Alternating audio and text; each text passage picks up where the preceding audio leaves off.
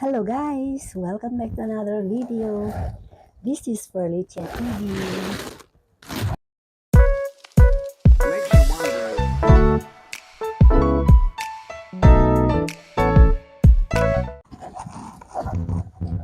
Nandito ako sa another park.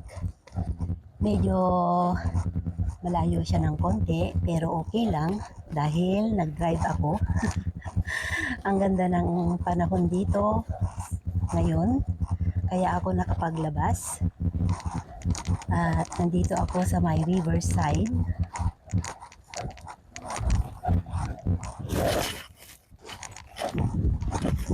Akyat tayo dito sa may park ng mga bata. At nandun yung aking kasama. Kasama niya yung anak niya.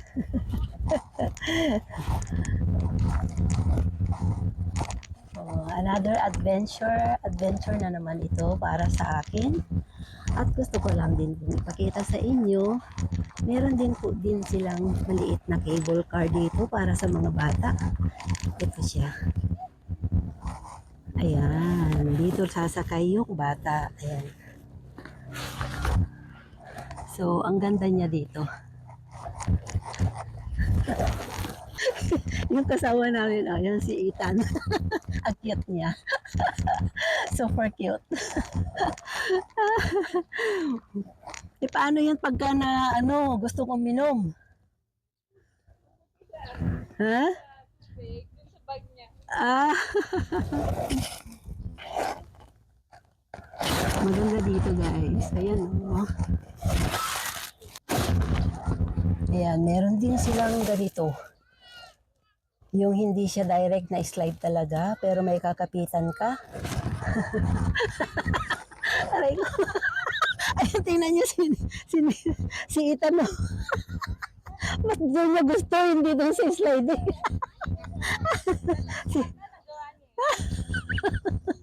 si Ayan, yung cute namin kasama.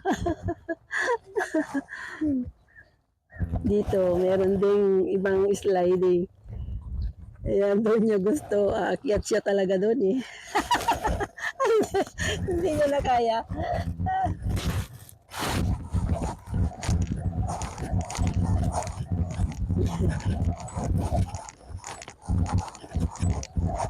Maganda yung lugar na ito. Panibagong spot na ating pupuntahan. Ay,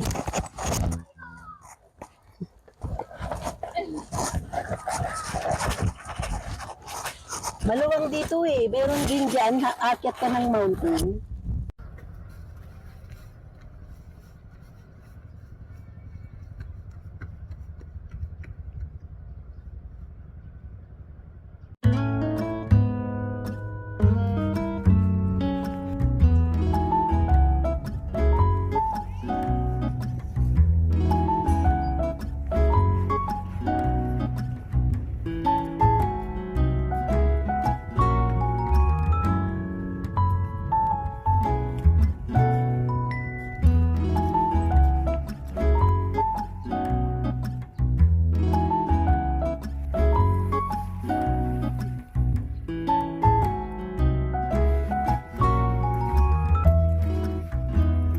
Punta tayo guys doon.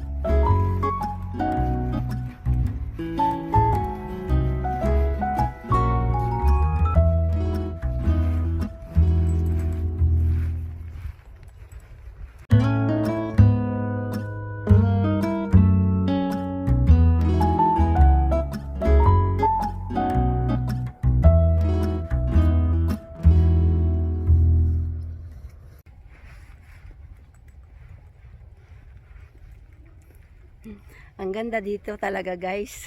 Ayan oh. Para kang nasa Baguio ba?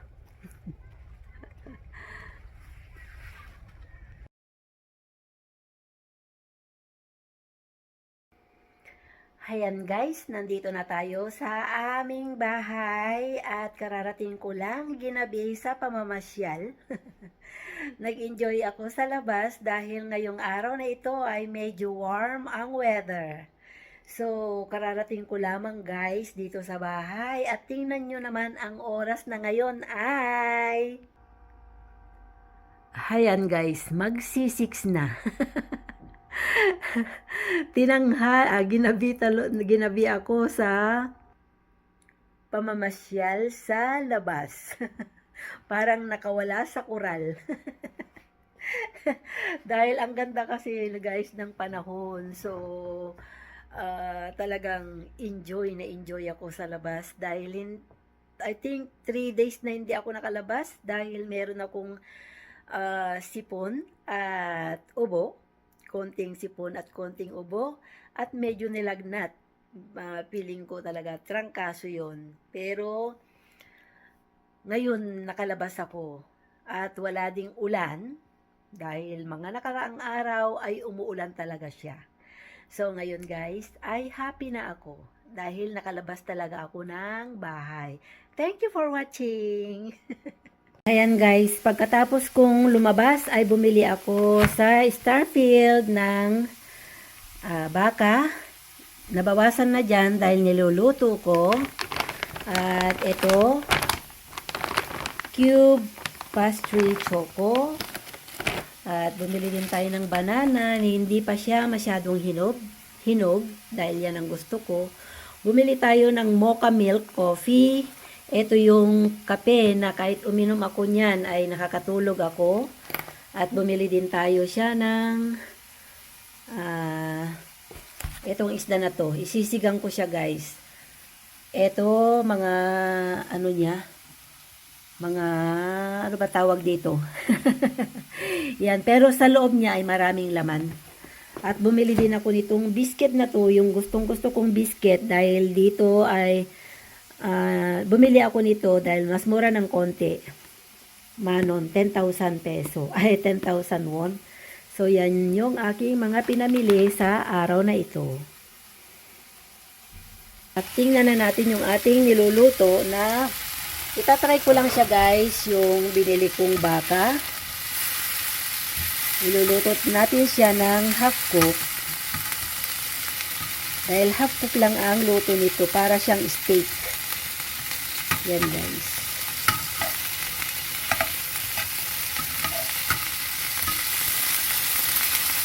Nilagyan ko na siya ng asin, paminta, at garlic powder. Yan. Ito guys yung ating uulamin sa gabing ito. At ito naman ay ilalagay na natin mamaya sa kanilang lugar. Ayan, dahil ako lang naman mag-isa, ito lang naman yung aking kakainin. Ayan na guys, ang sarap. Parang steak talaga siya. Half cook lang yung luto niya. Titikman natin kung okay na siya.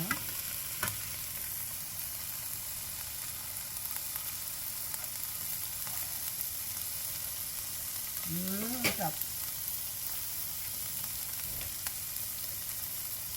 Kapag half cook yung luto niya ay malambot. So, kakain na tayo guys. Ito nga pala guys ay salmon pala siya. Yun. Yung mga tinik na ito ay tatapon natin dahil yung may mga laman ay nasa loob niya. Dito sa loob. Pwede nyong ipasilip. Ayun. Meron siyang laman. Hindi siya tinik-tinik lang. At may kasama siyang itlog. Itlog ng salmon. Ilagay na natin siya sa refrigerator. Freezer ko muna to guys.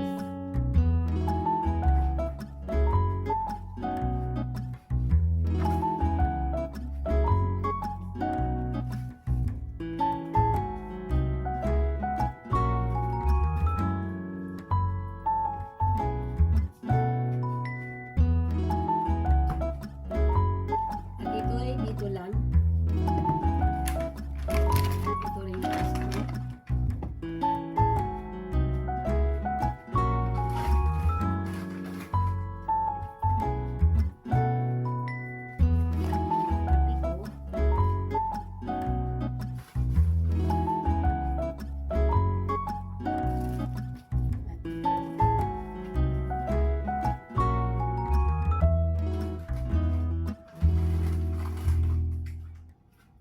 Ayan guys, kain na tayo. Ito na yung aking steak. At di ba mayroon pa akong konting gulay dyan.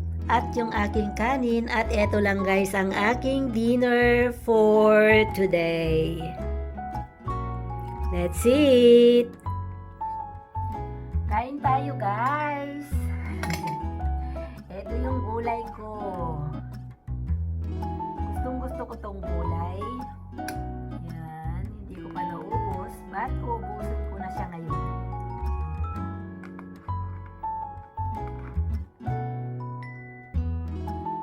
Ayan yung ating gulay.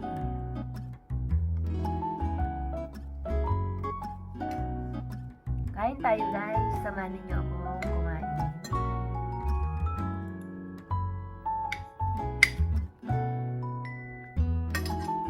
Kapag gulay talaga ay naku po. Yan pwede sa akin magtagal.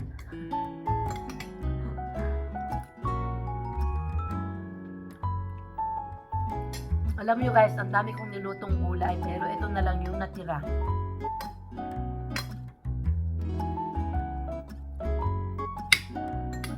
Kahit araw-araw akong gulay, okay lang.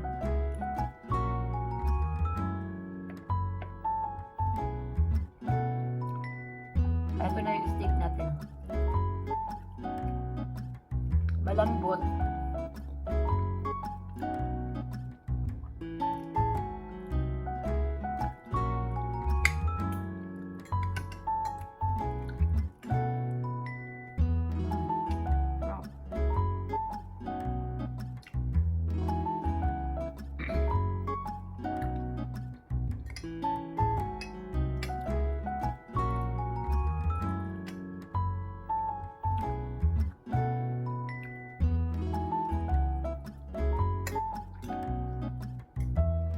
Sarap yung baka. Ayan guys, tapos na tayong kumain. At ngayon ay kakain tayo ng apple.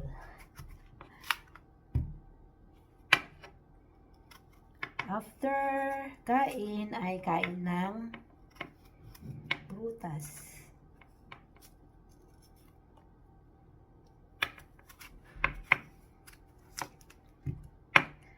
Alam nyo guys, ang apple ay kinakain ko ang balat niya. Since ang apple ay maganda or crunchy, ay kinakain ko pati balat.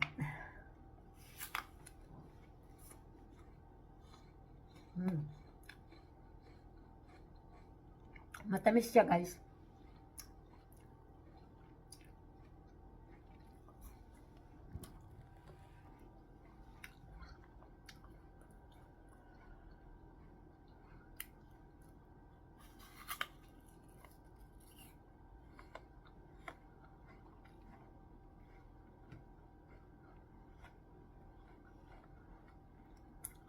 Marami kasing vitamin guys yung kanyang balat.